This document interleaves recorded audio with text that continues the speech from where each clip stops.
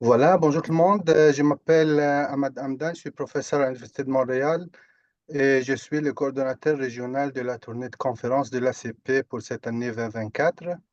Avant de commencer, j'ai quelques annonces à vous faire concernant le déroulement de la conférence. Donc, en premier, s'il vous plaît, notez que toutes les questions seront traitées à la fin de la présentation et nous allons alterner entre questions de participants en classe ou dans la salle et des questions virtuelles. Pour les participants virtuels, vous pouvez à tout moment poser vos questions dans les chats virtuels, donc nous allons les suivre en ligne. Et puis vos questions seront posées ensuite de point de vue anonyme à Philippe, notre orateur aujourd'hui, par le maître de cérémonie. Les personnes présentes en personne sont priées d'attendre d'être appelées à poser une question ou d'utiliser les micros mis à leur disposition pour s'assurer que les participants virtuels puissent l'entendre.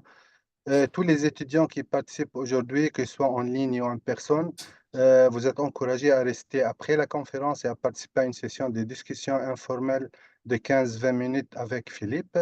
Nous invitons aussi les professeurs et les autres participants de l'université à participer à cette discussion.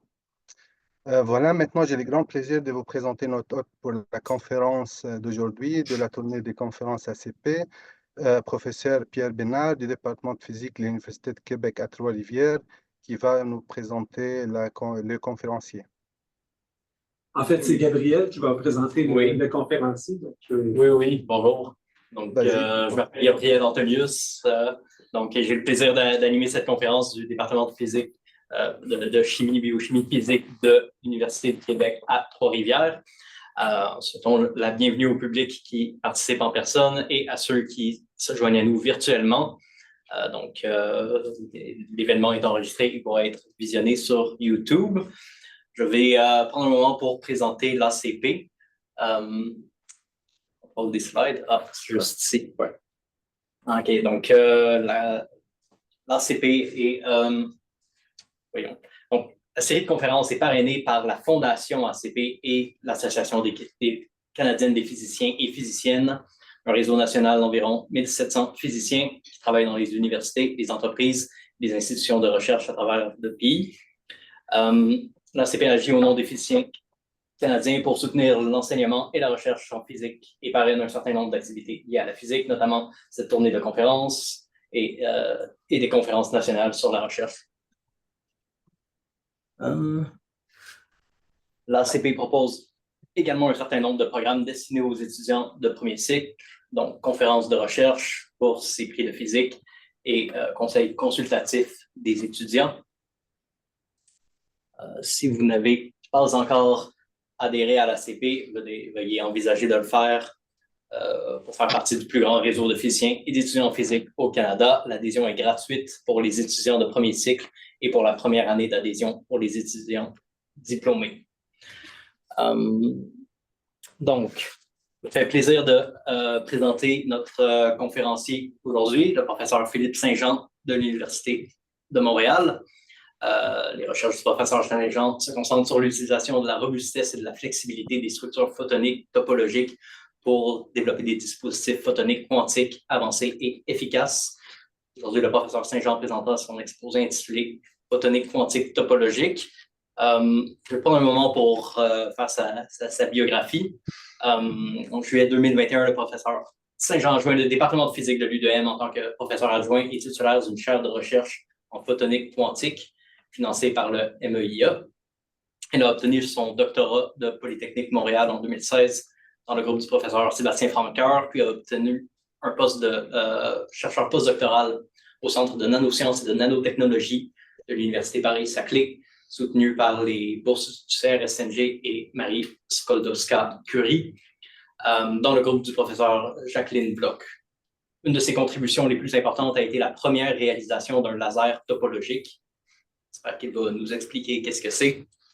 De 2020 à 2021, il a travaillé en tant que chercheur chez Anion Systems, où il a travaillé sur le développement de processeurs quantiques basés sur des circuits supraconducteurs. Depuis 2022, il est un des membres fondateurs de l'Institut Courtois et le responsable de l'axe photonique quantique de cet institut.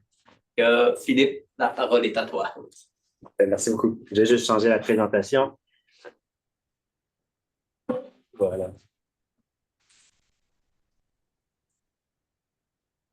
Voilà.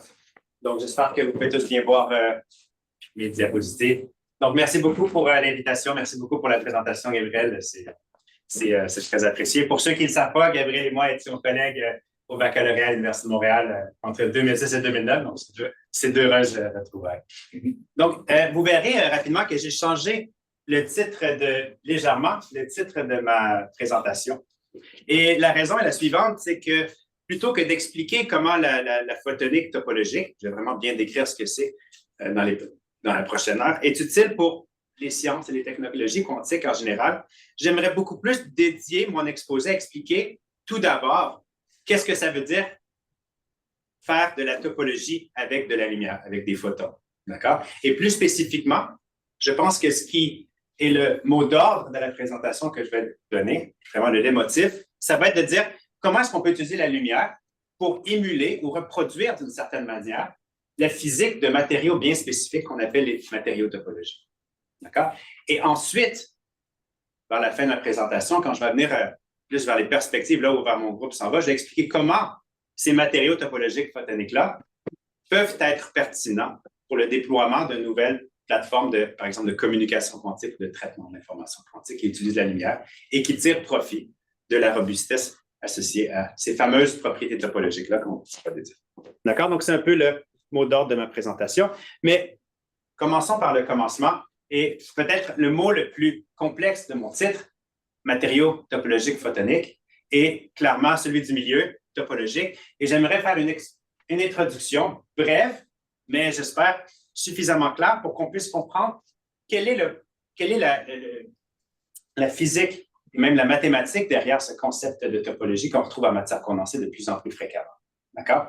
Et ensuite, expliquer pourquoi est-ce que c'est des propriétés qui sont intéressantes et même utiles dans une certaine mesure. Donc, avant de devenir un champ d'intérêt en matière condensée, la topologie est un vieux champ d'études des mathématiques qui s'intéresse aux propriétés géométriques d'un objet. Et plus spécifiquement, la topologie s'intéresse particulièrement à des propriétés globales d'un objet qui sont robustes sous certaines familles de déformations. Qu'est-ce que ça veut dire? Tout d'abord, qu'est-ce que ça veut dire une propriété globale? Mettons en contraste une propriété locale. Je pourrais avoir un objet comme ma fameuse orange ici. On va souvent sur les présentations de topologie. Je pourrais définir pour cette orange-là sa courbure, la courbure de l'objet. C'est une propriété locale parce qu'elle varie point par point. D'accord? À l'inverse, je pourrais définir une propriété globale comme son volume. Son volume n'est pas défini point par point. Il est défini dans la globalité de l'objet. La superficie, même chose. Cependant, le volume et la superficie ne sont pas des propriétés topologiques parce que si je commence à écraser mon orange, on va la tirer, on va la déformer, le volume et la superficie vont changer continuellement sous ces déformations. D'accord? Et donc, qu'est-ce qui pourrait être une propriété de cette fameuse orange, de n'importe quel objet, qui serait à la fois une propriété globale et qui serait robuste quand je commence à déformer l'objet? D'accord? Et un des exemples les plus notoires, c'est ce qu'on appelle le nombre de Génus. Il est donné par cette intégrale ici, qui peut paraître un peu complexe, mais qui n'est pas si difficile à comprendre. On a l'intégrale sur l'entièreté de la surface. Donc, on voit déjà qu'on a une caractéristique globale de K de R, qui est la courbure. Vous vous rappelez la courbure? Elle est définie point par point. Elle est très fragile. Je déforme l'objet, la courbure change de façon continue. Cependant, quand je viens intégrer cette courbure-là sur l'ensemble d'un objet, je la normalise proprement, j'obtiens une valeur qui va toujours être un entier. C'est un résultat qui vient beaucoup de mathématiques très, très liées au théorème de Stokes, théorème des résidus, ce genre de mathématiques-là. D'accord? Et en fait, ce nombre G qu'on va obtenir, cet entier-là qu'on va obtenir, va décrire le nombre de trous qu'il va y avoir dans mon objet. Et donc, peu importe comment je déforme mon orange, tant que la famille de perturbations que j'induis sur l'orange n'est pas telle qu'elle va créer un trou dans la structure, je ne changerai jamais G. G va se trouver à être, ce nombre de Génus va être une propriété, oui, globale, mais aussi robuste sous les perturbations. D'accord? Et la seule façon de changer G va être en fait de créer un trou. Et donc, si je crée un trou, je vais avoir G égale 1. Si je crée un deuxième trou pour créer un pretzel, j'aurai un G égale à 2, etc. D'accord? Et donc, ce G, c'est une propriété qu'on va appeler un invariant topologique. Et dans les années 80, des chercheurs ont vraiment remarqué que ces propriétés topologiques-là, en fait, elles avaient des équivalents dans les matériaux, dans la matière condensée. On pouvait définir des invariants, des quantités mathématiques similaires. Et donc, un des exemples les plus notoires, c'est cette nu-là, qui s'appelle le nombre de Chern. Chern est un mathématicien. Et qu'est-ce qu'il représente? Il représente l'intégrale sur l'entièreté de la zone de Brillouin, donc la zone fondamentale dans l'espace réciproque pour un solide, d'une courbure qui est définie non pas dans l'espace réel, mais dans l'espace réciproque, dans l'espace des longueurs d'onde. Et si vous intégrez cette courbure sur toute la surface de Brillouin, sur tout l'objet réciproque, bien, vous allez obtenir, encore une fois, uniquement des invariants réels, des entiers, excusez-moi. Et peut-être une image que j'aime beaucoup utiliser pour raconter un exemple d'un matériau topologique qui est particulièrement parlant, plus qu'une intégrale, d'accord? J'aime bien utiliser l'exemple un peu assez connu d'un isolant qu'on appelle topologique, d'accord? Tout le monde sait en matériaux ce que c'est qu'un isolant. Un isolant va être un matériau qui a une bande de valence, une bande de conduction qui sont séparées par un gap d'énergie autour du niveau de Fermi, d'accord? Et donc, à température nulle, les électrons vont venir peupler la bande de valence et ne participent pas à la conduction parce que ça prend une énergie minimale pour aller dans la bande de conduction. D'accord? Mais si vous regardez pas juste les énergies des bandes, mais vous regardez également les fonctions d'onde associées à ces bandes-là, vous allez remarquer qu'habituellement, dans un isolant conventionnel, les bandes vont être formées par l'hybridation d'orbitales identiques, d'orbitales P, par exemple. D'accord? Et donc, elles vont avoir des propriétés de symétrie asymétriques associées aux orbitales P qui vont être identiques pour toute la zone de Brillouin. It's almost like it's almost like Sorry, can you mute your Bill? Can you mute your sound? Sorry. Good. Voilà. Et inversement, dans la bande de conduction, on va avoir un cas où est-ce que les bandes sont formées, les états sont formés d'hybridation d'orbitales S. D'accord?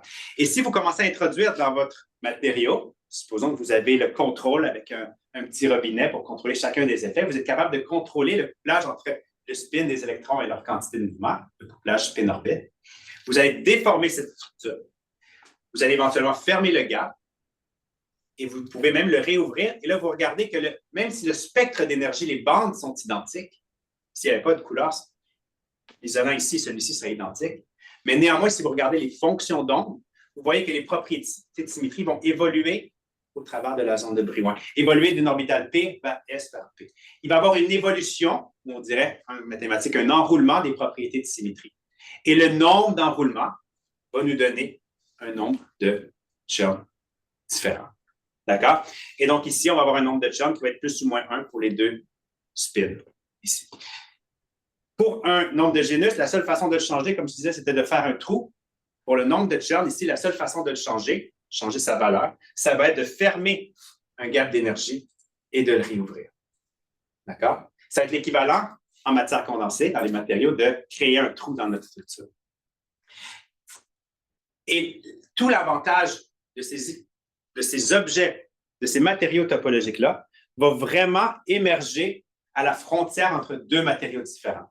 La physique topologique est énormément une physique d'interface ou de surface. D'accord? Pourquoi? Parce que si vous avez d'un côté un système avec un gap, de l'autre un système avec un gap, et vous les collez ensemble, vous imposez aux bandes de devoir se fermer à l'interface, et les états que vous trouvez à cette interface-là ne peuvent diffuser ni vers la droite ni vers la gauche s'il y a des défauts, parce qu'il n'y a pas d'états vers lesquels ils pourraient diffuser. Le système a un gap d'énergie de part et d'autre de l'interface. Et donc, il va émerger aux interfaces et aux frontières des états extrêmement robustes à la présence de dislocations, de défauts, de lacunes et toutes sortes de choses qui sont très utiles pour, par exemple, contrôler l'écoulement des électrons. Et c'est vraiment la robustesse de ces états topologiques qu'on appelle les états de bord ou d'interface qui vont être au cœur de l'intérêt sous-jacent à ces phases topologiques de la matière. D'accord? Et moi, j'aime bien utiliser 3 familles d'avantages qu'on peut tirer de ces propriétés topologiques-là. Tout d'abord, elles ont un intérêt fondamental. Ce sont des nouvelles phases de la matière. Il y en a plusieurs façons de les construire. Il y en a plusieurs, une grande variété, chacune avec des particularités. Et il y a toute une zoologie de ces phases topologiques-là qui reste à comprendre, à étudier. D'accord? Donc, il y a vraiment un intérêt fondamental. Il y a aussi un intérêt très important en métrologie, parce que peut-être que vous le savez, mais depuis quelques années, peut-être 5 ans, le kilogramme qu'on utilise, l'étalon du kilogramme, la définition du kilogramme, ce n'est plus un petit bloc de platine quelque part à Paris. D'accord? Cet objet-là est vétuste, il n'a plus autorité. Présentement, le kilogramme est défini par une conversion d'une mesure électrique avec un poids, avec ce qu'on appelle une balance d'équilibre qui permet de relier un kilogramme à des courants électriques. Et pour avoir cet étalonnage des courants électriques, on doit avoir des courants très, très, très, très bien définis. Et on utilise des états de transport topologique, particulièrement dans l'effet quantique, comme métrique pour définir la définition du kilogramme. D'accord? Le kilogramme aujourd'hui est défini à partir d'unités de mesure qui impliquent la mesure de courant dans des états topologiques. Et finalement, il y a un grand domaine de recherche auquel je m'intéresse beaucoup, moi aussi, qui vise à utiliser cette robustesse-là pour fabriquer des dispositifs quantiques pour manipuler, contrôler, transférer ou stocker l'information sous forme quantique, sous forme de qubits, de façon plus robuste. On sait que toutes ces plateformes, une de leurs grosses lacunes, c'est leur extrême sensibilité aux perturbations environnementales. Et justement, en les écrivant d'une certaine manière dans des états qui sont protégés de façon inhérente, on peut étendre potentiellement leur temps de vie, leur temps de cohérence, puis les utiliser pour faire des opérations beaucoup plus utiles. D'accord? Donc, ça fait un survol de ce que c'est que ces matériaux topologiques-là, leurs racines mathématiques, leur intérêt. Et moi, ce que j'expliquais, c'est qu'on veut reproduire cette physique-là avec des photons. Et l'idée derrière ça, c'est que, d'une certaine manière, la physique de la matière condensée, c'est la physique ondulatoire. C'est des électrons qui, comme ce sont des particules quantiques, se comportent comme des ondes qui vont diffracter sur les atomes, générer des bandes d'énergie. D'accord? Théorème de Bloch et tout ça, ce sont des conséquences de la nature ondulatoire des électrons. Et des chercheurs, vers la fin des années 2000-2010, ont remarqué qu'en fait, toute cette physique, tous ces arguments topologiques-là, cette physique topologique-là, elle n'est pas limitée qu'aux électrons qui se propagent dans des matériaux à l'état solide. Elle peut exister pour n'importe quel type d'onde qui se propagerait dans un milieu périodique avec des propriétés de symétrie bien définies, tout simplement. Et une des ondes les plus faciles à contrôler, ce sont les ondes électromagnétiques. Et il y a eu un grand champ de recherche qui a émergé visant à confiner des ondes électromagnétiques dans des structures nano ou micro-fabriquées qui reproduisent, qui émulent, d'une certaine manière, la façon dont s'organisent les atomes dans un matériau topologique. D'accord? Donc, je donne plusieurs exemples ici qui sont très notoires à travers le monde. Donc, ici, vous avez un exemple où est-ce que vous avez un ensemble de petits anneaux. Ce sont des anneaux de silicium qui font quelques microns de diamètre et la lumière va tourner. Ce sont des résonateurs. Ils vont tourner un peu à la manière très, très picturale d'un électron qui tourne autour d'un atome. Et chacun de ces anneaux-là va servir un peu comme un atome. Et en venant les coupler avec des anneaux intermédiaires, on peut faire l'ingénierie du couplage entre les différents atomes avec une très, très grande précision et venir concevoir, d'une certaine façon, exactement la structure de bande avec exactement les propriétés topologiques qu'on souhaiterait. Et ce que vous voyez, ça, c'est une image caricature, c'est juste un dessin, mais vous voyez ici l'exemple d'un état où est-ce que les photons sont confinés à la surface de la structure parce que c'est justement un de ces fameux états d'interface. Et cet exemple-là, qui est pris du groupe de Moti Segev à Technion, à Tel Aviv, faisait la démonstration que vous avez un mode de lumière ici qui est en fait piégé et qui peut commencer à laser. Maintenant, vous avez un mode de lumière qui est très cohérent et dont l'énergie, la fréquence, la localisation spatiale sont entièrement protégés, immuables, même s'il y a des défauts de fabrication dans la structure, grâce à ces arguments de topologie. Donc, pour répondre à la question que Gabriel pose en préambule, qu'est-ce que c'est qu'un laser topologique? C'est en fait un mode de la lumière qui va arriver à l'interface et qui va être intrinsèquement protégé dans des structures. Donc, on va avoir des meilleures performances, une meilleure résilience à la saturation du gain, des meilleurs seuils, des seuils plus bas pour l'émission. Et ensuite, il y a plein de façons de faire l'ingénierie. Vous avez des photons qui sont confinés dans des guides d'ondes, des photons radiofréquences dans des circuits supraconducteurs. Ça, c'est un exemple très récent pris du groupe d'Oscar Painter à Caltech. Des photons qui sont emmagasinés dans des cavités avec les miroirs que vous voyez ici. Ce sont des très gros miroirs qui font plusieurs centimètres de diamètre. Donc, c'est un système très macroscopique, comme c'est ici. Et en fait, ces systèmes-là viennent émuler les niveaux de Landau, un peu comme des électrons dans un champ magnétique. Ici, c'est un exemple que j'ai pris d'une de mes slides de postdoctorat. C'est un exemple de ce que je faisais en postdoctorat, où est-ce que vous avez des réseaux de petits cylindres semi-conducteurs. Chacun fait à peu près 1 ou 2 microns de diamètre et chacun va venir confiner la lumière dans les 3 dimensions, agissant un peu comme un atome, si vous voulez, pour la lumière. Ici, en venant disposer ces cylindres en hexagone, un peu en nid d'abeille, on est capable d'émuler la physique du graphène, par exemple. Et vous avez aussi tout ce qui est cristaux photoniques, donc structure nanofabriquée, où est-ce que la lumière s'écoule en voyant un indice de réfraction varié du fait que quand on est dans le matériau, on a un certain indice de réfraction, dans le vide, un indice de réfraction qui change, et on peut changer en modulant spatialement l'indice de réfraction. Mais on vient, d'une certaine manière, ajuster le panorama de potentiel que voient nos ondes électromagnétiques. D'accord? Et donc, quel est l'avantage de transitionner ou de reproduire toute cette physique qu'on connaissait bien à l'état solide dans des systèmes photoniques? Pourquoi est-ce que c'est intéressant? Et moi, j'aime bien utiliser une phrase qui dit que souvent, les systèmes photoniques, pour plusieurs raisons que je vais énumérer, nous permettent d'aller explorer la physique topologique au-delà de ce qui est possible ou de ce qui est physiquement possible dans la matière condensée. D'accord? Donc, au-delà de ce qui est possible, et j'ai actuellement 3 familles d'exemples. La première, c'est que comme on a les photons sont des gros objets, leur longueur d'onde optique va de l'ordre du micron, contrairement aux électrons qui ont une longueur d'onde de l'ordre à peine du nanomètre. D'accord? Vous avez un objet 1000 fois plus gros. Et donc, pour le confiner, vous pouvez utiliser une structure qui va avoir une périodicité de l'ordre du micron. Et ça, c'est beaucoup plus facile à fabriquer dans une salle blanche. On peut venir graver des matériaux pour vraiment les confiner dans des géométries bien spécifiques. Et ça nous permet d'avoir un immense contrôle sur quel genre de potentiel est-ce qu'on veut. Exactement quelles sont les propriétés de symétrie de notre matériau synthétique, si vous voulez. D'accord? Et même, et ça va être un peu le but des travaux que je vais vous présenter dans cette présentation-ci, on peut même aller commencer à explorer des phases qui seraient autrement impossibles de réaliser dans un solide. D'accord? Donc, ça nous donne vraiment cette flexibilité-là et cette polyvalence.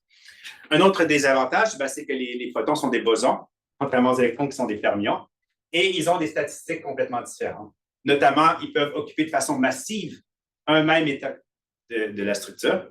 Et donc, c'est tout ce qui nous permet de faire des lasers, par exemple, avec ces objets-là. Ils ont une occupation qui est complètement différente. Ce sont aussi des systèmes ouverts. Les électrons dans un matériau ne vont pas sortir naturellement. Il faut appliquer de très grosses tensions pour pouvoir éjecter les électrons, ioniser les électrons à l'intérieur de matériaux. Les matériaux sont des systèmes fermés. La matière condensée, c'est des systèmes conservatifs fermés. Les photons sont beaucoup plus volatiles, ont tendance à s'échapper de la structure. Mais on peut aussi, de façon réciproque, les réinjecter. Et donc, on est vraiment dans la physique des systèmes ouverts, où est-ce qu'on peut avoir une compétition entre comment est-ce qu'on vient entraîner le système, le driver, si j'utilise un anglicisme, et compenser les pertes. Et donc, on a toute une physique non hermitienne, parce qu'on a un système qui est non conservatif, qui peut être exploré. Et finalement, bien sûr, tout ce qui est photonique a des intérêts pour plein d'applications technologiques, pour fabriquer des dispositifs comme des lasers, des isolateurs, des sources de lumière quantique, des sources de photons uniques, etc. Ce genre de choses. D'accord? Donc, c'est un peu le but. Et comme je disais, un des points sur lesquels je vais me concentrer dans cette présentation-ci, c'est quelles sont ces fameuses phases qui sont très difficiles, voire impossibles à réaliser dans la matière condensée, qu'on pourrait commencer à explorer avec ces systèmes photoniques. Et donc, un des exemples les plus fameux et notoires s'appelle le modèle de Haldane. Duncan Haldane, qui a reçu en 2016 le prix Nobel de physique pour justement la découverte des phases topologiques et notamment pour l'invention de ce modèle-ci, avait proposé, c'est un des premiers exemples de comment réaliser une phase topologique, comment réaliser un nombre de termes non nul. D'accord? C'est un des premiers exemples. Et donc, ce qu'il propose, c'est d'utiliser, c'est un modèle très mathématique, il propose de calculer la structure de bande d'un réseau de graphène. Vous avez un réseau en nid d'abeille, comme ça ici, d'accord, où chacun des atomes peut parler, les électrons peuvent sauter à leur plus proche voisin. Et ce qu'il dit, attention, nous allons ajouter une complexité notoire. Nous allons permettre également aux électrons de sauter à leur deuxième voisin. Les atomes blancs parlent aux atomes blancs, les atomes noirs parlent aux atomes noirs. D'accord? Qui plus est, ce saut au deuxième voisin va être complexe. C'est-à-dire que les électrons, quand ils vont faire ce saut-là, vont acquérir ça s'appelle les électrons se comportent comme des ondes, vont acquérir une phase distincte de quand ils sont à leur plus proche voisin. D'accord? Et ce qu'il dit, d'accord, si nous sommes capables de réaliser ça, dépendamment de la phase phi de ce saut au deuxième voisin, de son amplitude, on va faire des nus, le fameux nus que je présentais tout à l'heure, qui peuvent varier de 0, 1 et moins. Donc, vous avez vraiment un diagramme de phase topologique qui peut être accessible. Et Haldane conclut cet article de 1988 dans PRL avec cette phrase absolument magnifique. While the particular model presented here is unlikely to be directly physically realizable, it indicates that at least in principle, et là, il continue avec la description. Mais ce que je voudrais vraiment insister ici, c'est cette phrase qui dit, bien sûr, ce type de modèle-là a très, très peu de chances de pouvoir être réalisé dans la matière condensée parce que comment est-ce qu'on pourrait contrôler comment les atomes s'hybrident à leur plus proche voisin et à leur deuxième plus proche voisin de façon complètement indépendante et en jouant sur les phases, d'accord? C'est un modèle purement mathématique. Plusieurs années plus tard, en 2014 et encore plus récemment en 2021, il y a des groupes à Zurich en 2014 et en Californie en 2021 qui ont commencé à faire des modèles réduits de ce modèle de Haldane-là, où est-ce qu'on est capable, ils étaient capables, en faisant l'ingénierie de leur potentiel. En 2014, c'était dans des réseaux d'atomes froids. 2021, c'est en utilisant des lasers coupés, de commencer à reproduire certaines parties de ce graphique-là. D'accord? Et la question que je voudrais discuter au cours de cette présentation-là, c'est de voir comment les systèmes photoniques nous permettraient, dans une certaine manière, d'étudier, d'ouvrir le champ d'étude vers des Hamiltoniens, des structures artificielles, où on a un contrôle à peu près complet de la connectivité. On peut contrôler de façon complètement déterminée, c'est contrôlé, quel atome parle avec quel atome, peu importe leur distance, peu importe leur amplitude et peu importe leur phase. D'accord? Donc, c'est une nouvelle famille d'Hamiltoniens que nous allons étudier et ça va ouvrir de la nouvelle physique, mais aussi, est-ce qu'on pourrait utiliser ces nouveaux états-là pour fabriquer des dispositifs? Donc, c'est vraiment s'inspirer de la matière condensée pour faire des dispositifs photoniques en utilisant la propriété de symétrie et même aller au-delà. Essayer d'imaginer des phases qui n'existent pas dans la nature et de voir si on est capable de les faire avec des photons, à quel point est-ce que ça pourrait être bénéfique pour fabriquer des lasers, par exemple. Cet article de 2021 montrait comment le système, en fait, était un laser qui pouvait être encore plus efficace avec des seuils puis une résilience à la saturation du quai qui était améliorée justement grâce à cette robustesse logique. D'accord? Donc, le but de ma présentation, j'arrive au résumé. Je voudrais vous montrer comment, dans notre laboratoire, on a bâti une plateforme, comment on peut faire pour fabriquer une structure photonique où on a justement ce contrôle sur la distance, l'amplitude et la phase des couplages. D'accord? Et je vais me présenter certains exemples d'Hamiltoniens qu'on a construits, aller voir leur structure de bande artificielle, les états qui sont associés.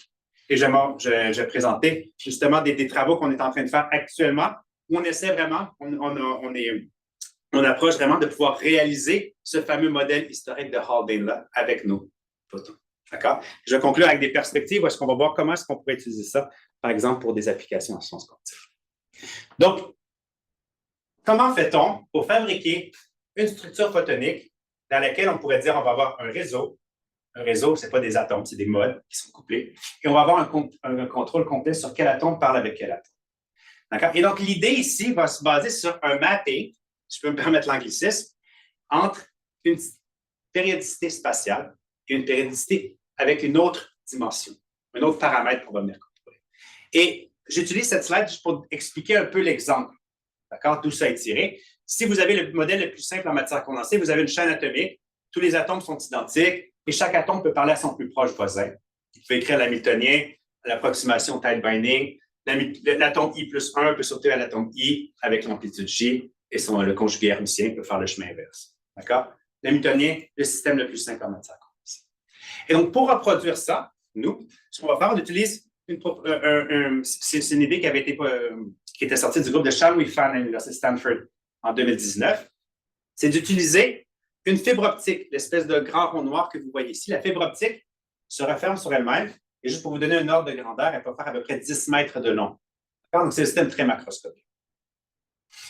Et comme la fibre optique se referme sur elle-même, elle va former une cavité. Les seuls modes de la lumière qui sont permis dans cette cavité sont ceux qui vont avoir une longueur d'onde qui va être un nombre entier de la circonférence totale. D'accord? Et si on regarde sur l'échelle des fréquences, quels sont ces modes permis?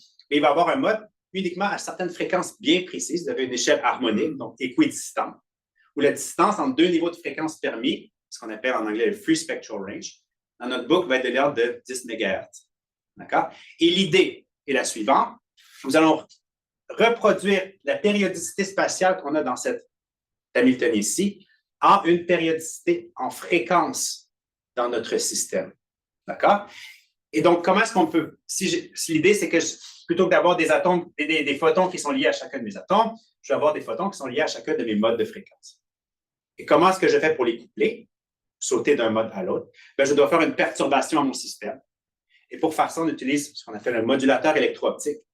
C'est simplement, moi, j'aime bien l'expliquer aux étudiants en disant que c'est comme si on venait pincer la fibre vraiment localement. Ça fait varier son indice de réfraction de façon très locale. Et si la fréquence électro-optique, parce qu'on va avoir une tension qui induit un changement d'indice de réfraction, ça, électro-optique. Si la tension a une période identique, une fréquence identique à ce Free Spectral Range-là, la perturbation va nous faire sauter d'un niveau de fréquence à l'autre. Et l'hamiltonien va maintenant se retrouver nu0, l'amplitude de cette modulation-là, fois un saut du mode de fréquence oméga i plus 1 vers i, et le conjugué complexe. D'accord? Et donc, quand on fait ça, on peut venir sonder les états de la boucle en utilisant un laser et une photodiode, en mesurant les nouveaux niveaux d'énergie. Et maintenant, il faut bien réfléchir. En matière condensée, habituellement, vous avez une période. Les atomes sont périodiques dans l'espace réel. Et donc, vous avez des structures de bande.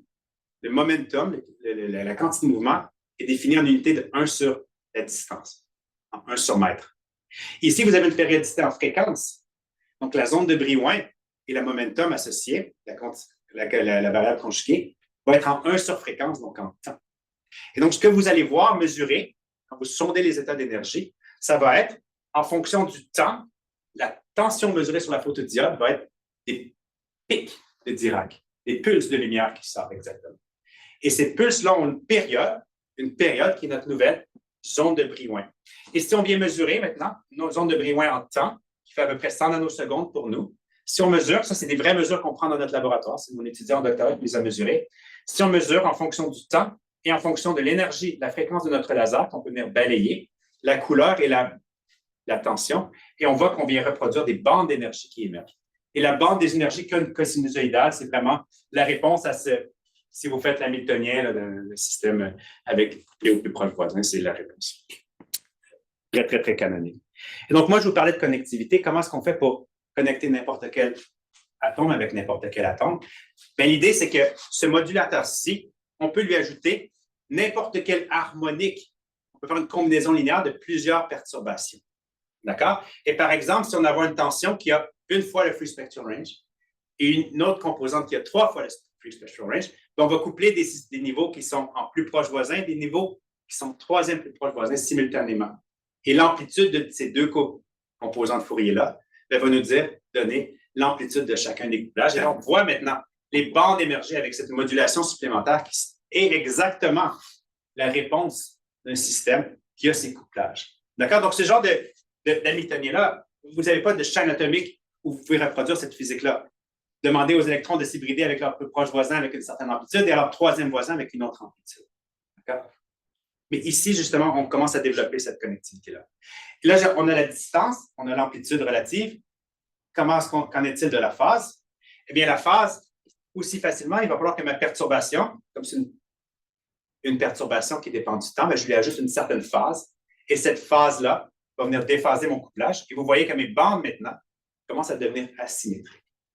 Et on y reviendra plus tard dans ma présentation, mais cette asymétrie-là, elle est très remarquable parce que qu'est-ce qu'elle démontre? C'est que l'énergie de ma bande à un certain état K n'a pas la même qu'à l'état moins K. C'est-à-dire, une particule qui s'en va dans la direction de droite, à une certaine quantité de mouvement, n'a pas la même énergie qu'une particule qui va vers la gauche avec la même quantité de mouvement. Et donc, on vient briser la symétrie par renversement du temps. D'accord? Et ça, c'est la conséquence de cette phase-là. J'y reviendrai de façon beaucoup plus détaillée dans le reste de ma présentation. Donc, voilà la plateforme qu'on utilise pour justement implémenter ces hamiltoniens avec une connectivité, disons, complètement programmable d'une certaine façon. C'est nous qui, sur nos logiciels Python et tout, on vient dire quel niveau d'énergie parle avec quel niveau d'énergie et on peut contrôler la mécanique comme ça. Et donc, le premier exemple d'un modèle topologique qu'on avait étudié, c'était le modèle le plus simple, un modèle unidimensionnel qui est un modèle très bien connu, un peu simpliste, certes, mais c'est le plus simple, donc on avait commencé avec ce modèle-là.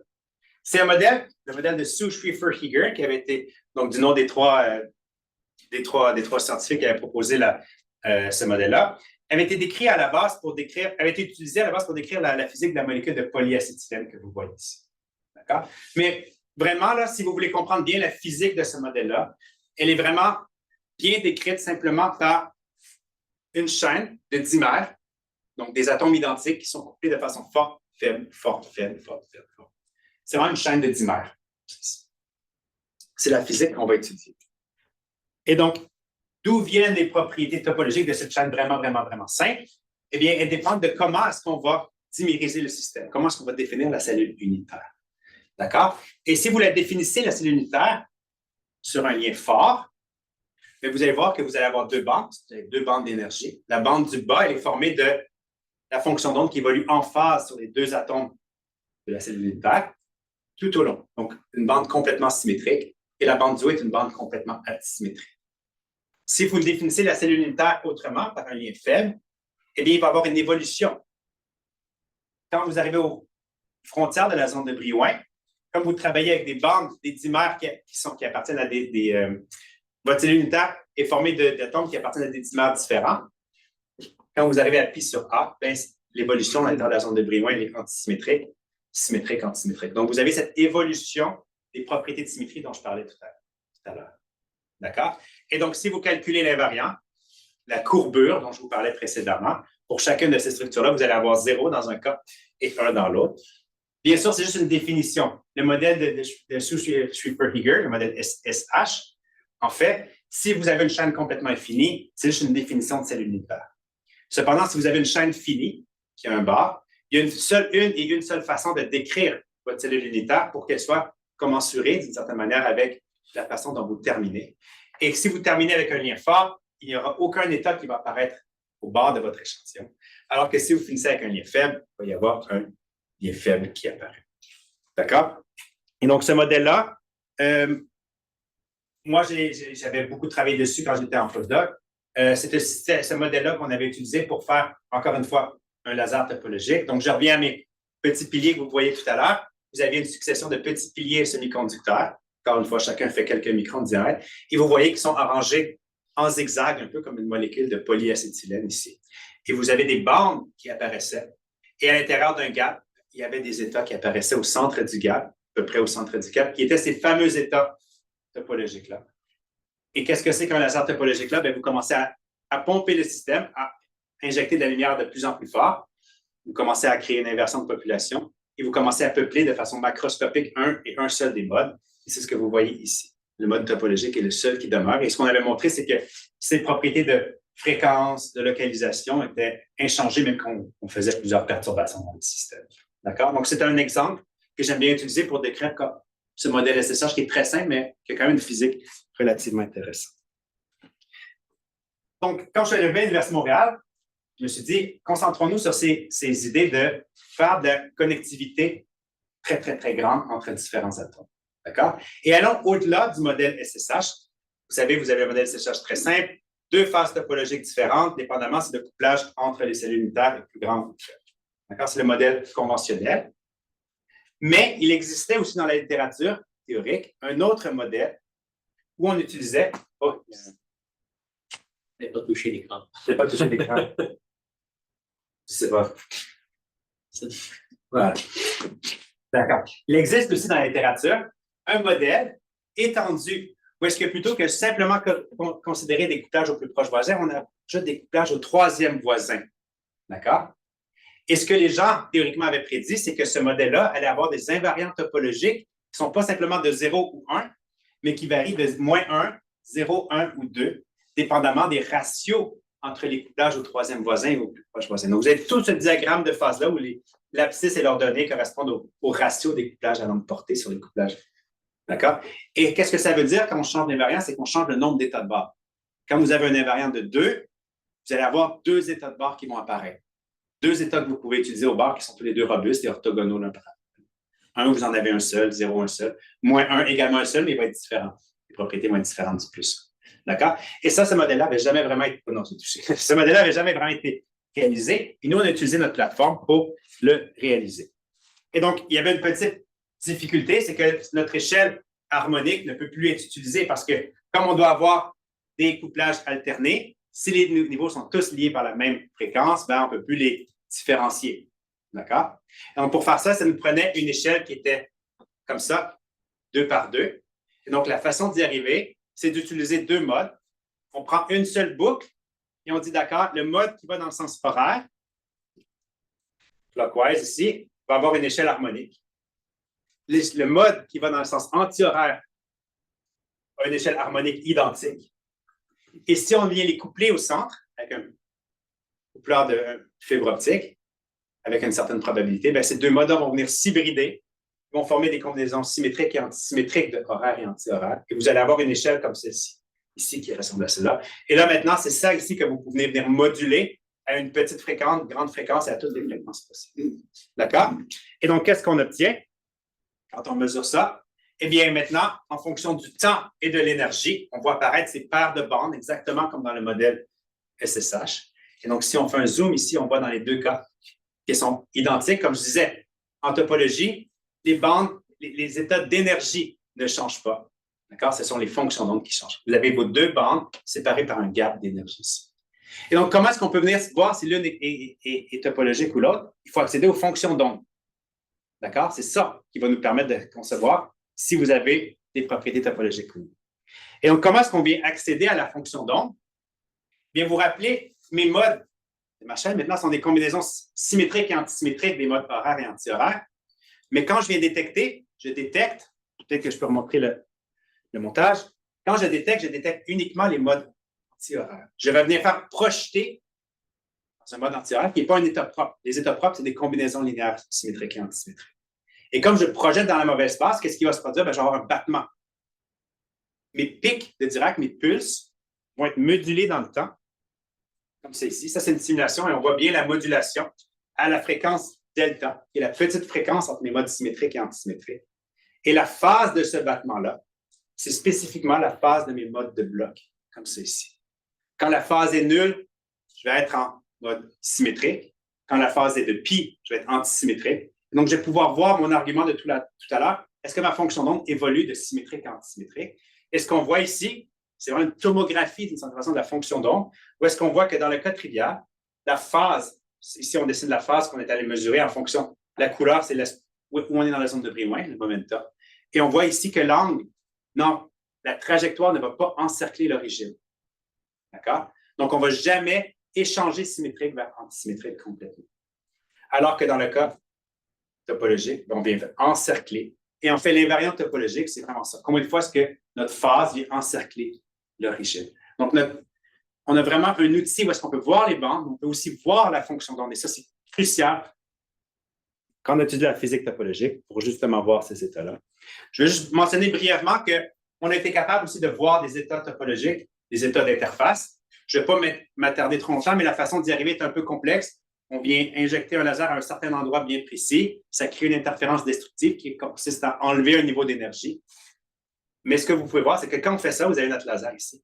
On voit vraiment que sur l'échelle des fréquences, en abscisse ici, vous avez les fréquences, vous avez vraiment votre état qui décroît exponentiellement. Comme c'est ici, soit vers la gauche, soit vers la droite, dépendamment de comment est-ce qu'on coupe la chaîne. D'accord? Donc, on avait vraiment la spectroscopie des états, des fonctions d'onde dans le massif et aux interfaces. Et maintenant, si on se tourne à ce modèle-ci, on peut juste rajouter nos autres couplages. Et là, on vient mesurer dans le temps nos structures de bande. En bas, ce que vous voyez, ce sont simplement des calculs théoriques très simples, type binding, qu'on peut faire. La structure de bande est identique. Et ça, c'est l'évolution de la fonction d'onde. Et vous voyez qu'ici, elle va tourner moins une fois, parce que c'est dans le sens anti-horaire, comme c'est ici. Et là, on peut explorer tout le diagramme de phase. Ça, c'est le cas 0. On voit qu'on n'encercle plus l'origine. Vous avez la structure de bande qui est associée. Ensuite, vous avez plus 1, où est-ce qu'on tourne encore une seule fois autour de l'origine, mais là, on a changé l'orientation de la rotation. Et finalement, peut-être le plus joli, c'est vraiment le fameux W égale 2. où est-ce qu'on voit quand on traverse la zone de Brillouin, on tourne 2 fois. La phase tourne 2 fois autour de l'origine, comme ceci. Et donc, tout à l'heure, je parlais des phases. Et on s'est intéressé encore une fois aux phases de ces couplages-là. Et je vous avais dit tout à l'heure, regardez quand j'ai la phase, ma structure de bande devient asymétrique. Et j'ai dit ça, c'est parce qu'il y a une brisure de symétrie par renversement du temps. D'accord? Qu'est-ce que ça veut dire? Prenons un peu de temps pour réfléchir parce que là, c'est ce qu'on va faire dans ce modèle-ci. D'accord? Je n'ose pas toucher à l'écran. Si vous avez déjà vu l'effet Aharonov-Bohm en mécanique quantique, sinon, je vais vous l'expliquer. Mais si vous l'avez vu, ça va être quelque chose qui est très, très, très intimement. L'effet Aharonov-Bohm est de celui-ci. Vous avez un solénoïde infiniment long. Le champ magnétique à l'intérieur est selon la verticale et il est nul à l'extérieur du solénoïde. Si le solénoïde est suffisamment long. D'accord? Il est nul, mais le potentiel vecteur, A, n'est pas nul. D'accord? Et si vous envoyez un électron, vous avez des électrons que vous séparez, que vous faites réinterférer. Ceux-ci vont accumuler une phase A.dl, l'intégrale de A curvé ligne. Et ils vont interférer destructivement ou non de l'autre côté sur un électron. Et donc, la phase qu'accumulent les électrons est une conséquence de la présence de ce potentiel vecteur. Et maintenant, comment est-ce qu'on pourrait faire pour faire des effets magnétiques avec des photons? Les photons n'ont pas de moment magnétique. Les photons n'ont pas de charge électrique non plus. D'accord? Et donc, l'idée, c'est qu'on va permettre aux photons, lorsqu'ils font un circuit fermé, d'accumuler une phase non nulle, un peu comme nos électrons ici. Et cette phase non nulle-là va venir émuler un peu l'effet d'un champ A, le potentiel vecteur. Donc, l'effet d'un champ magnétique. Donc, maintenant, si je regarde ma chaîne, et plutôt que de la placer de façon ligniforme, je viens la mettre en serpent, comme ça ici, avec mes 2 sous-réseaux. Maintenant, j'ajoute le couplage au 3e voisin, qui est maintenant complexe. On voit que je forme des plaquettes autour desquelles, si ma particule suit un circuit fermé, elle va accumuler une phase de soit de θ, de moins θ, de plus θ. Donc, j'ai vraiment un peu la physique d'un anti-ferroaimant, où est-ce que j'ai des domaines d'aimantation inversée. D'accord? Et donc, c'est cette phase-là qui va venir briser notre symétrie par renversement du temps. Un peu comme le champ magnétique brise aussi la symétrie par renversement du temps. Et donc, c'est ce qu'on a exploré. Et donc, vous voyez maintenant qu'on ne change plus. Ce graphique-là que je vous ai présenté, ce diagramme de phase-là, il considère seulement des couplages réels. Si on commence à introduire une phase à ces couplages-là, c'est comme si on venait explorer un autre axe. C'est comme si on allait chercher un 3e axe hors dimension, parce qu'on peut contrôler également la partie imaginaire de nos couplages. D'accord? Et qu'est-ce qui se passe? Ici, on va faire une expérience, on a laissé tous les couplages, l'amplitude de tous les couplages est identique. Leur amplitude est absolument identique. Vous vous rappelez, en SSH, impossible de changer quoi que ce soit. Il faut qu'un devienne plus grand que l'autre. Si l'amplitude est toujours égale, il ne se passe jamais rien. Ici, parce qu'on a ce degré de liberté supplémentaire-là, il se passe quelque chose. Si j'ai un angle θ, la phase de mon couplage D qui est 0, j'ai ma structure de bande, j'ai mon enroulement de 2, j'augmente la phase, et qu'est-ce que je vois? Je vois un gap se fermer. Un système gapé, le gap se ferme. Transition de phase topologique. Je regarde mes états, c'est l'état où est-ce que je viens juste raser l'origine. L'invariant ne peut plus être défini. D'accord? Ça, c'est vraiment la définition même d'une transition de phase topologique. Je continue, je réouvre le gap, et maintenant, j'ai un enroulement de 1. C'est ici. Donc, on a vraiment une transition de phase topologique induite uniquement par ce champ de jauge, par cette phase qu'on a introduite. D'accord? Donc, ça, c'était notre premier travaux dans cette direction-là. Et comme je disais, notre idée, c'est de pouvoir contrôler les Hamiltoniens un peu dans la mouvance de Haldane et d'être capable d'avoir ce contrôle. Donc là, on a un contrôle sur la distance, l'amplitude, la phase. On voit plein d'effets intéressants qu'on peut voir. Il nous reste encore à imaginer comment est-ce qu'on pourrait utiliser ça. Est-ce que c'est intéressant au point de vue technologique? Mais ça, c'est une autre question. La prochaine question, c'est est-ce qu'on est capable d'aller chercher des Hamiltoniens bidimensionnels comme Haldane? D'accord? Donc, c'est la deuxième partie de ma présentation. Et donc, comment est-ce qu'avec nos échelles de fréquence, on peut faire de la physique bidimensionnelle? Et donc, l'idée qui a été proposée assez récemment dans ces 2 papiers de 2023 qu'on a implémentés au laboratoire. Je reprends mon exemple d'une chaîne où les atomes sont couplés au plus proche voisin, d'accord? Donc, vous avez les atomes, on leur met des chiffres pour les identifier, d'accord? Et ils sont chacun couplés à leur plus proche voisin. Et vous ajoutez maintenant des couplages à longue portée. très, très longue portée. Ici, ce n'est pas très, très long parce que je voulais que ça rentre sur l'image. On voulait que ça rentre sur l'image, donc on saute au 5e voisin. D'accord? Ce que vous pouvez faire, c'est réarranger ces atomes-là. 1, 2, 3, 4. Et là, l'atome 5 est rendu ici. Et mon couplage orange devient celui-là, comme c'est ici. 2 est couplé vers 6, 3 vers 7, 4 vers 8. Et si on continue, on va monter comme c'est ici. On vient de créer une deuxième dimension. Et vous voyez que le 4 et le 5 vont être couplés. Donc, c'est comme un peu si j'avais pris, c'est vraiment des conditions périodiques, un peu twistées, comme un nanotube de carbone ici. Et on est capable d'aller chercher cette deuxième dimension en ajoutant des couplages à mon porche. Et comment est-ce qu'on peut mesurer de la même façon nos structures de bande? Je vais montrer l'exemple ici. Ça, ce sont des résultats qu'on a de simulation parce qu'on peut très bien voir. Donc, on vient simplement résoudre l'équation de Langevin où est-ce qu'on a l'évolution du champ. A, c'est l'amplitude du champ électrique en fonction du temps. Donc, l'évolution cohérente en fonction de la Hamiltonien qu'on a donnée. Ici, on a un terme de dissipation parce que les photons sortent constamment de notre boucle, mais ils sont aussi réinjectés par un laser, un terme d'injection. Et on solutionne ces équations différentielles-là, ça nous donne des réponses en fonction de la fréquence du laser. Si vous avez juste des couplages au plus proche voisin, vous avez ce fameux cosinus que je vous montrais tout à l'heure. C'est le même, avec la même période. 2π sur oméga, oméga étant la distance en fréquence entre deux. Si vous sautez au 25e voisin, c'est mon saut à longue portée, j'ai pris 25e parce qu'on a pris 25 parce que c'était un peu plus facile à voir. Vous voyez, vous avez encore ce même cosinus-là, mais là, maintenant, il a une période 25 fois plus grande, comme c'est ici. OK? Si j'ai les premiers et 25e voisins simultanément, qu'est-ce que j'obtiens? J'obtiens simplement les deux oscillations superposées l'une par rapport à l'autre.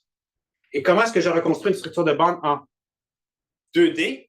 Je remarque que chacune de ces petites oscillations, c'est comme une oscillation le long de verticale. Mon couplage à longue portée, vous vous rappelez les liens oranges. Les liens oranges deviennent verticaux, comme ça ici. Les couplages à longue portée sont verticaux. Et donc, si je viens prendre la structure de bande, les petites structures de bande comme ça à chaque tranche, séparées par des pointillés rouges, je les colle comme ça ici. Ça, c'est les mêmes données que celle-ci. Je vais commencer à reconstruire une structure de bande bidimensionnelle où est-ce que j'ai la forme vraiment caractéristique d'un cosinus en KX et un cosinus en KY. D'accord? Et donc, nous, on veut faire cette deuxième dimension, mais on veut travailler sur le modèle de Haldane, donc avec des réseaux Annie-Dabel, avec 2 atomes par cellule unitaire. Et donc, on vient faire un mapping où est-ce qu'on utilise le réseau Annie-Dabel. On lui met un système un peu similaire, plus facile à traiter mathématiquement, mais qui est complètement équivalent. Ça s'appelle un mur de briques, parce que vous voyez les briques comme c'est ici. Mais si vous regardez quel atome est couplé à quel atome, c'est exactement la même chose. D'accord? Et on vient faire exactement dans la même boucle que celle que je présentais précédemment. Mais on rajoute un couplage. Ici, ce n'est pas au 25e voisin, c'est au 21e voisin parce qu'il nous manquait de fréquence sur nos instruments, mais c'est au 21e voisin. Vous avez ces bandes, vous voyez, ces oscillations rapides qui sont également modulées, comme ceci, qui reproduisent très, très bien nos simulations de Langevin, comme ceci. Maintenant, ce qui nous reste à faire, c'est les couper pour reproduire la structure de bande. Donc, si je vous montrais les coupes, de quoi elles ressembleraient, comme on a une structure en mur de briques, la zone de Brillouin est un peu déformée, mais vous voyez bien votre graphène, là, vous avez votre hexagone ici avec vos points de Dirac, et les points rouges correspondent à chacune des colonnes de mon graphique, les points qu'on vient d'échantillonner. Et là, ce qu'on fait, c'est qu'on vient les mettre dans un ordre vraiment, vraiment bien précis, comme ceci. Et là, on vient vraiment voir la structure de bande quand on fait un chemin dans la zone de Brillouin. Ici, on part du point M, on va on traverse le point de Dirac, au point K, on s'en va au point gamma, et ensuite on fait un autre chemin. C'est un peu habituellement ce qu'on fait dans le graphène, quand on veut tracer des structures de bande, on définit des chemins comme ceci. Ça, c'est le calcul, et vous voyez que l'expérience, les résultats sont absolument identiques à ce qu'on avait prévu ici. Donc, on a vraiment la structure. Et donc, la prochaine étape, c'est vraiment d'implémenter ce fameux modèle de Haldane. On va privilégier une approche un peu plus simple. Plutôt que d'avoir des couplages à tous les deuxièmes voisins, on a simplement un des deux couplages voisins, mais mathématiquement, c'est vraiment équivalent. Alors, on a ajouté ces phases ici, comme ça, entre des voisins dans notre modèle mur de briques. On a des simulations, mais on est en train de réaliser des expériences actuellement au laboratoire, donc ça devrait être très bientôt. Et ce qu'on espère voir, c'est vraiment voir cette transition de phase, parce qu'on va avoir un gap quand on se trouve dans un des lobes de Haldane, nu égale plus 1. Fermer le gap à l'intersection, puis le réouvrir. Donc, on voit que les simulations fonctionnent bien. On est encore en train de travailler sur l'implémentation de ces couplages au deuxième voisin. Là, il y a des légères complications, mais on comprend bien la physique. On pense qu'il n'y a rien de fondamentalement ou de techniquement impossible dans cette simulation de ce modèle-là. Donc, je ne sais pas combien de temps est-ce qu'il me reste. Je vais prendre 1 ou 2 minutes rapidement pour présenter un peu vers où on s'en va avec tout ça. Une des idées qui nous intéresse beaucoup, d'accord? On parle beaucoup de dire, les systèmes topologiques sont robustes. Et on dit ça, mais ils sont robustes envers quoi, en fait? D'accord? Et souvent, ce que les gens font, c'est qu'ils disent, un peu comme on faisait, ils vont dire, on va prendre une structure puis on va enlever un atome. Et on va voir si le mode est capable de bien le contourner. Ou on va en faire un des atomes, un de nos piliers ou un de nos trous, ou un de nos modes de fréquence un peu différent des autres, qui va être un genre de défaut en énergie, et voir si ça marche encore. Et ça marche encore, mais ces défauts statiques-là, ce n'est pas ça qui est un enjeu. Ce n'est pas ça qui est un obstacle en technologie ou en sciences quantiques. Ces défauts statiques-là, on les contrôle bien. C'est rare qu'on vienne fabriquer une structure et qu'il manque un trou. La lithographie fonctionne absolument bien et ça marche bien. Le gros problème, que ce soit des lasers, des sources de lumière, des isolateurs, des sources de photons, des processeurs quantiques, c'est le bruit.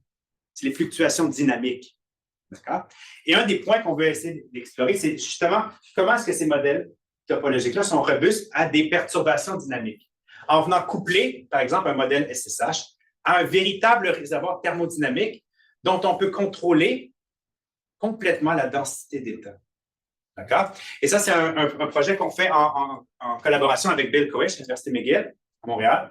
Bill et ses étudiants avaient publié un papier où est-ce qu'on voyait une évolution de la transition de phase topologique, un SSH, en fonction de la densité spectrale d'un réservoir, comme c'est ici. On voit que le réservoir a des influences importantes sur les propriétés du système. D'accord? Donc, c'est vraiment l'idée d'utiliser des systèmes bruyants, mais dans lesquels on a un contrôle absolu sur quel est ce fameux bruit, quelle est sa densité spectrale, quel est son couplage, quelle est sa position spatiale.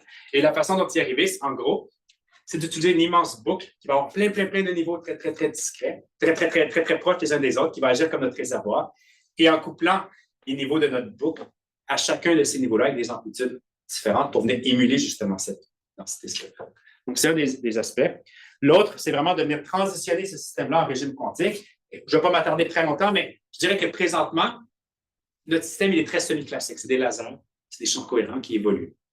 Et pour avoir des états quantiques, par exemple, un photon, étudier leur trajectoire dans nos structures, il y a un enjeu fondamental, c'est que nos boucles, en fait, le temps de vie des photons, la boucle nue, il est très court. Les photons ont tendance à partir très rapidement. Le modulateur, il crée beaucoup de pertes. Et donc, pour compenser ça, on ajoute un amplificateur au centre de la boucle qui vient compenser les pertes. Mais en faisant ça, il vient complètement mélanger. Chaque fois que le champ passe à travers l'amplificateur, la statistique de photons est juste complètement éclatée, comme c'est ici. Si c'est un champ cohérent, le champ reste cohérent. Mais si on avait un photon ou un état comprimé, des états plus complexes, la statistique vient complètement être mélangée. Donc, on travaille présentement en collaboration avec Sébastien Loranger à Polytechnique Montréal pour fabriquer un nouveau type de cavité qui est complètement monolithique, en faisant graver des miroirs de Bragg avec des lasers, donc en venant fondre un peu la fibre à certains endroits bien précis pour créer des miroirs et faire des cavités qui sont complètement monolithiques, qui n'ont plus besoin de modulateurs et de coupleurs de sortie, pour vraiment aller chercher des facteurs de qualité, de temps de vie des photons dans la boucle, sans amplification, qui soient très grands, qui nous permettent justement d'étudier des trajectoires de ces photons. Donc, je voudrais juste terminer rapidement en mentionnant les gens avec qui je travaille. Mon groupe de recherche, dont les noms vous voyez ici, j'insisterai particulièrement sur Félix Pellerin, Alexandre Chénier, les étudiants qui ont travaillé sur ce système ils travaillent encore actuellement en fait, sur ce système de fibre optique-là. Également, Roman Ouvenagel, qui était une stagiaire de M2 qui est venue passer plusieurs mois dans nos laboratoires, qui venait de l'ENS Lyon, qui a travaillé beaucoup sur ces états de bord que je vous ai présentés très brièvement.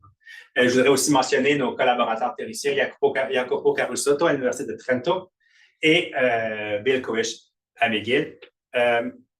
Si ces choses-là vous intéressent, à l'Université de Montréal et dans l'Institut Courtois qu'on est en train de bâtir, on recrute présentement très activement beaucoup de candidats qui seraient intéressés par ce type de recherche-là. Donc, n'hésitez pas à nous contacter. Ça va nous faire plaisir de vous rencontrer. Merci beaucoup.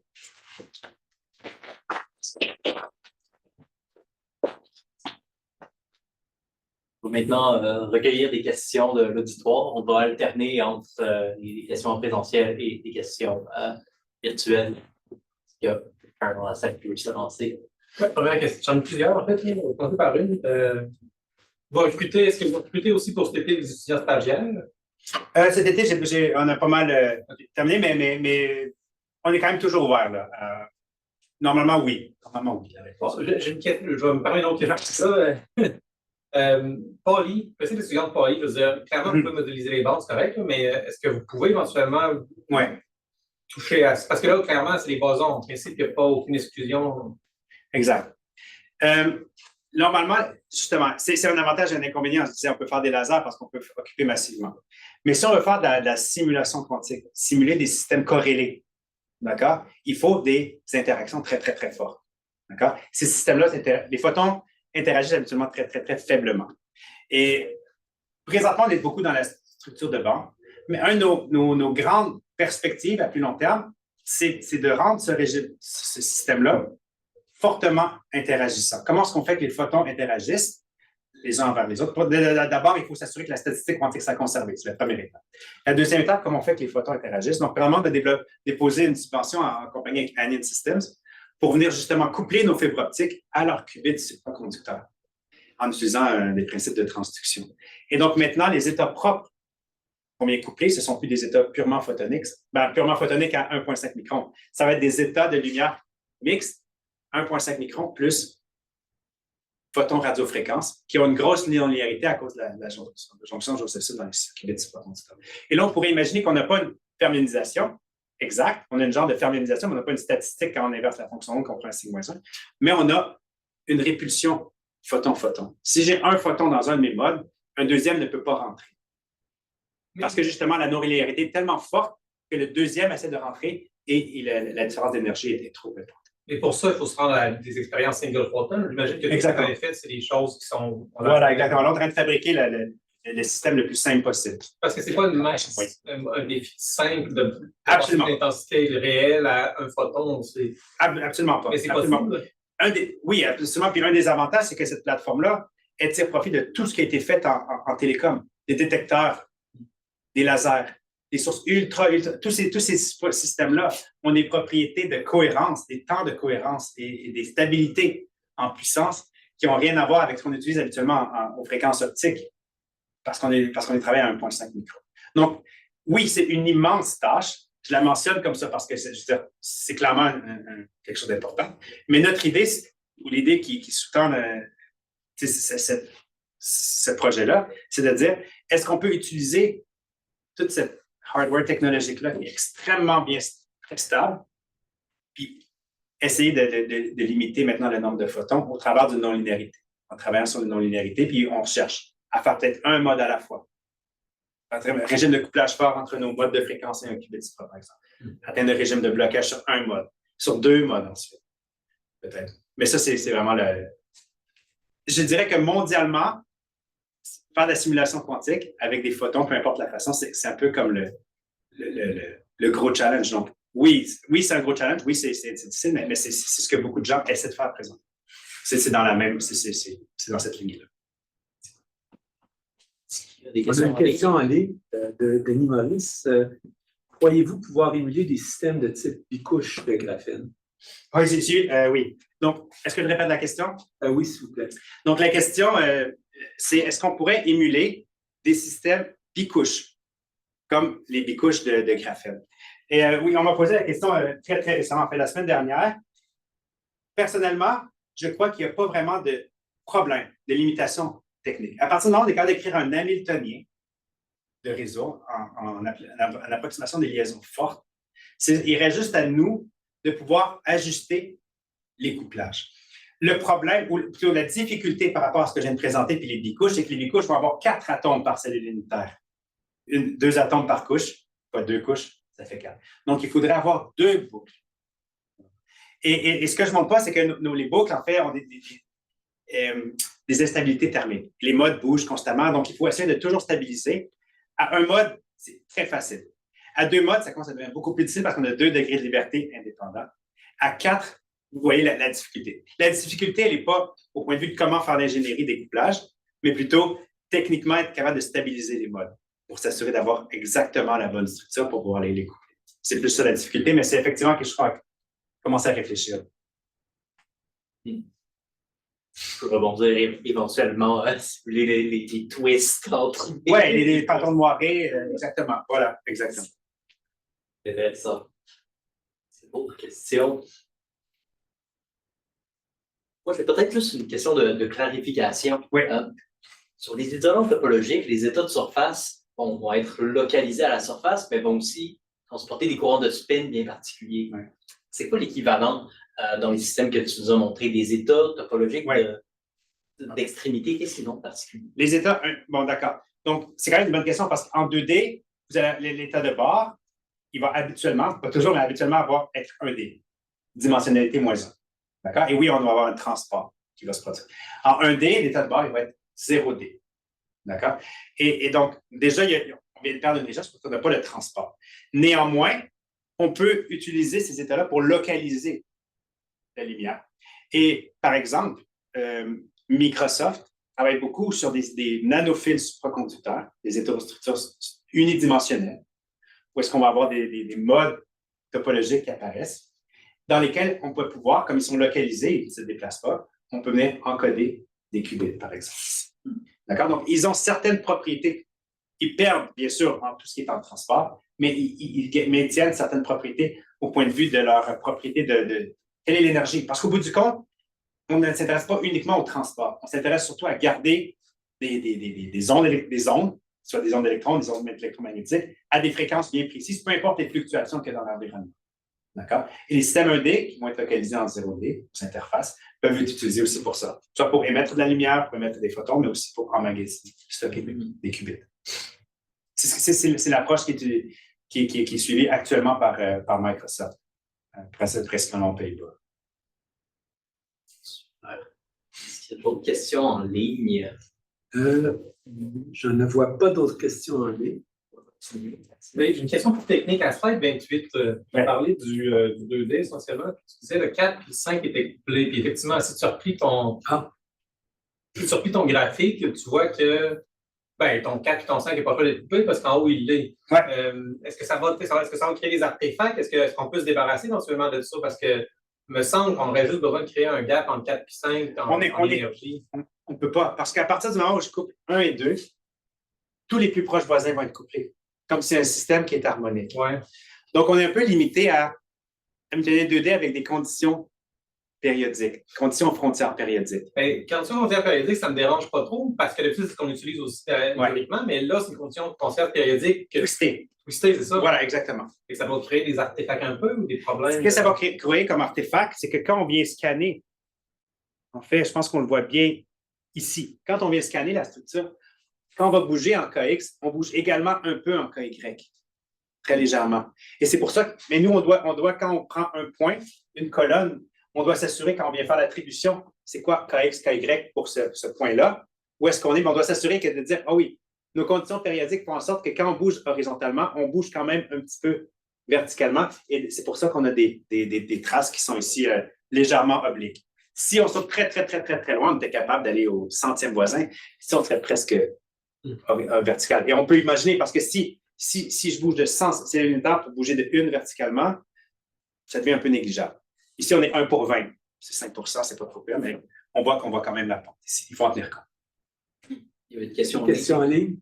Il y en a deux même. Première question, est-ce possible de simuler l'évolution dynamique d'une particule, par exemple une particule qui rebondit sur le dernier site? Oui, absolument. On peut très bien. Donc, peut-être que je peux. J'ai passé un peu rapidement sur cette idée-là. Je vais présenter, parce que je voudrais montrer comment est-ce qu'on pourrait y arriver aussi. C'est une excellente question, parce que beaucoup de ce que j'ai présenté ici, c'est des mesures où est-ce qu'on voyait les états dans l'espace réciproque. Et si on veut voir la trajectoire d'une particule, bien, on a besoin d'avoir accès à l'espace réel. On veut voir où elle est dans l'espace. D'accord, par exemple. Et comment est-ce qu'on fait ça? Bien, ici, notre espace réel, c'est l'espace des fréquences. Il faut connaître quelle est l'évolution de la fréquence de l'onde électromagnétique en fonction du temps. Et donc, comment est-ce qu'on fait ça? En fait, c'est le montage que je présente ici en haut à gauche. On va venir prendre la sortie, ce qu'on mesure habituellement. On va venir le mélanger avec notre laser d'entrée, celui qui n'a pas été modulé. D'accord? On appelle ça faire un battement. D'accord? Et comme on va avoir tous nos modes de fréquence, ici, on a plein de modes de fréquence qui sortent.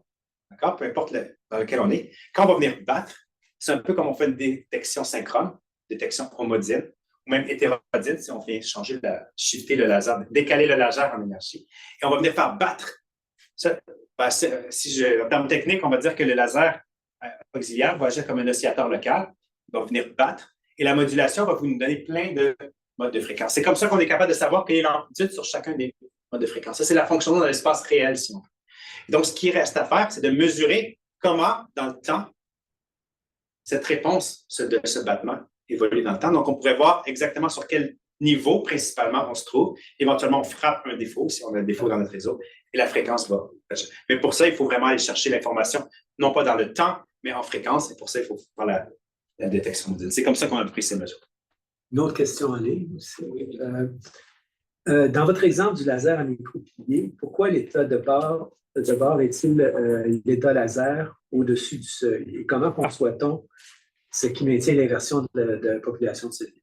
Bonne question. Toujours des éléments. Voilà. Parfait. Génial.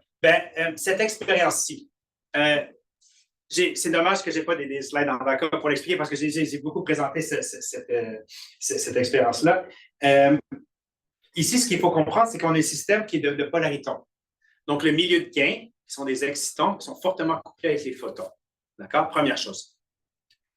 Et donc, la stimulation ici, ça ne se fait pas par émission stimulée, mais par relaxation stimulée. Les polaritons vont relaxer de façon stimulée vers un et un seul mode. D'accord? C'est ce qu'on voit ici. D'accord? Il va y avoir une stimulation. Et donc, comment est-ce qu'on choisit le mode? Bien, toute cette dynamique de relaxation, d'accord, va se produire, va dépendre du décalage entre l'énergie des photons en cavité par rapport aux énergies d'excitons, de la température, de la puissance de l'excitation. Tout le mécanisme, c'est des équations de balance de population. Et ici, beaucoup de gens parlaient souvent de condensation de polaritons, c'est exactement ce qui se produit ici. C'est un condensat de polaritons qui se produit. Et vous remarquerez que comme c'est un système ouvert, ce n'est pas l'état fondamental qui va être occupé. Parce que justement, il y a cette compétition entre à quel point on éjecte de l'énergie, à quel point l'énergie ressort du système. Et donc, le condensat se produit dans un état excité. Et pour répondre vraiment spécifiquement à la question, comment est-ce qu'on choisit? Mais il faut avoir une structure où est-ce que ce mécanisme, c'est différents mécanismes qui vont compétitionner pour savoir quel mode va être occupé. Ben, va dépendre de toutes les propriétés, comme ceci. Et donc, on choisit la bonne structure, on choisit la bonne puissance d'excitation.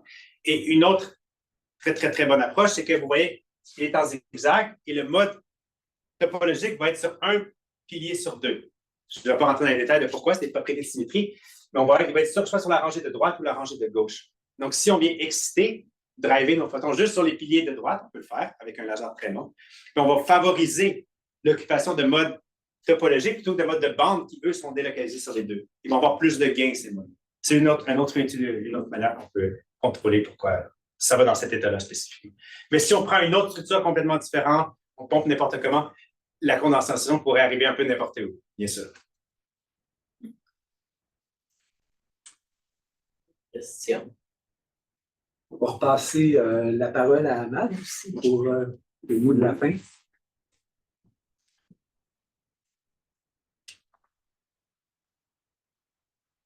Muté. Oh. Ahmad, on ne t'entend pas.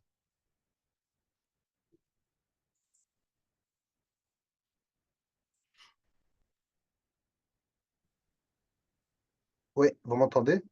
Oui. Oui, je crois qu'il y a 2 ou 3 slides à partager en même temps. Voir si je peux les partager. Sinon, je peux commencer, voilà. Donc, on va commencer par quelques remerciements, donc en particulier les personnels du bureau de l'ACP, donc Francine, Hélène et les autres, qui ont travaillé beaucoup pour réaliser cette conférence. Merci aussi à Gabriel Antonios qui a accepté d'être le hôte pour cette conférence et merci aussi à l'Université de Québec à Trois-Rivières. Surtout grand merci à Philippe pour l'excellente présentation et merci à vous tous d'avoir participé à la période questions-réponses.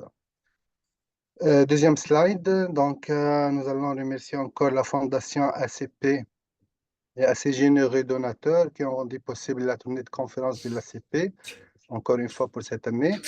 N'hésitez pas à faire un don de charité aujourd'hui pour soutenir ce programme et bien d'autres.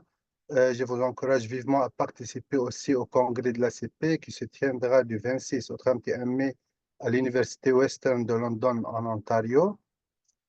Prochaine slide.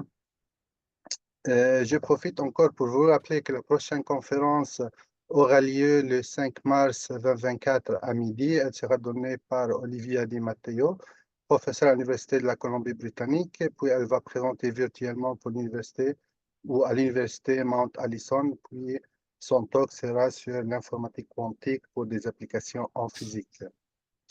Donc voilà, merci tout le monde. Puis je vous rappelle, donc les étudiants et les personnels là-bas sur place ou même en Zoom pouvaient rester pour continuer la discussion avec Philippe. Merci beaucoup. Merci.